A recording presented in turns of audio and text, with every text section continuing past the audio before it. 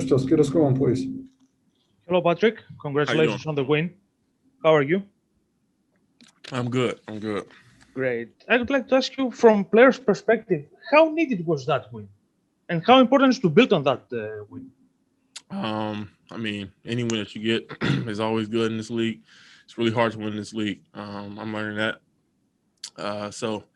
Anytime you get a win where it's ugly, looks good, looks bad. Anytime you get a win, you always, savor it, enjoy it, and always get ready for the next game. But the next game has its own, has its own life. Of course, we need to build on this game and do the things we did well in this game. But there are some things we did in this game that we can still we can still fix and get on top of. But the next game is the next game. We can't really go into there thinking about this win. We have to take that game for what it is. Like I said, it has its own life. So we got to take care of business. And how good for the team was to see LarryMargaret to make a step up and lead the team during the game? I mean, it's something that we all know he can do. He's done it throughout the season. He's had games where he erupts for 35 points, 30 points, back to back. So it's something that we all know he can do. It's no surprise to us to see him knocking down shots. We kind of did a better job today, I would say, of getting him open looks, getting him good shots, setting good screens for him, let him get to the cup, and then he kind of gets in the flow of things, and then he starts making plays that we all know he can make. So it was good to see him knocking down shots. But one thing I would say about him, whether he plays good or bad, he's always team first. He's always making the right play, even if he isn't always scoring the ball, if the ball isn't coming to him all the time. He's always out there making the right play, and that's been big for us as a team.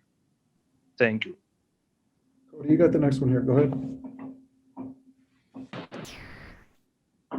I think you said me, Matt. Pat, I was just gonna say you've played a couple games without Zach now. What have you guys learned about how you need to play offensively without Zach on the floor? Kind of always been all season. It's always next guy up mentality. Especially this season, we've had guys start early with COVID and injury and things like that. So it's always next guy up mentality. And it's been the same thing. Now that Zach's been out. Obviously, that's a huge scoring hole that we had to fill. But the guys we have in the locker room, the guys we have on the team, we're talented enough to make up those points if we just move the ball and cut and just play how we need to play. So I think not having him, obviously, like I said, it's a huge thing. He averaged like 27, 28 points. So we knew that we had to be able to cover for that. But like I said, it's been next guy mentality the whole season.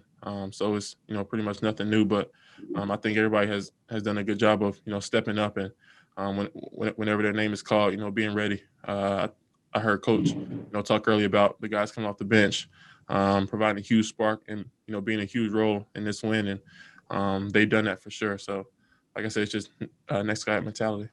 Do you personally feel like you should do more on offense just with Zach out? Kind of like I said, it's just play how we need to play. It's not I have to step up or Larry has to step up or Kobe has to step up. It's more of a just play how we need to play, and we'll score. Like I said, we have the guys in the locker room, and we're talented enough to score whenever we need to. So it's just next guy mentality and just be ready when your name's called. Rob, you got the next one here. Go ahead.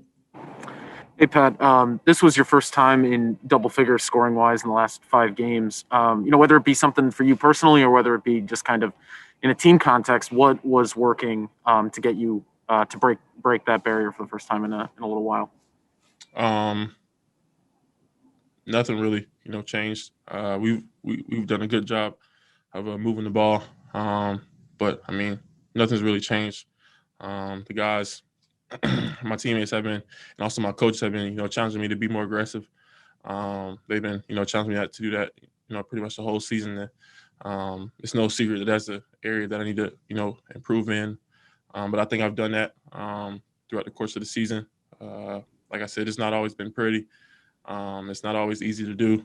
But like I said, I think I've taken steps forward in that area. My teammates, stay on me, keep instilling confidence in me. So it just makes it easier for me to go out there and be aggressive, and try to make plays.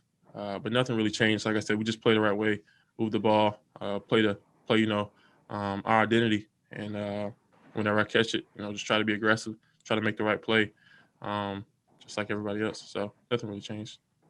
When there are stretches that shots aren't falling, is it difficult to not let that weigh on you? Kind of what is your mentality when you do go through stretches like that?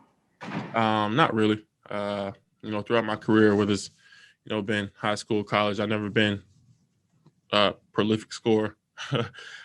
So when I'm not scoring, when shots are dropping, I know that the defensive end is pretty much where I hang my hat.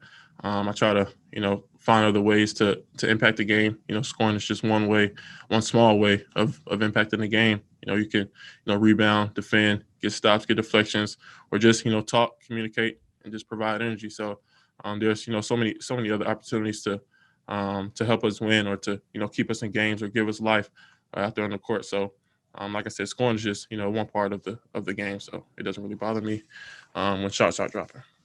Thanks, Pat.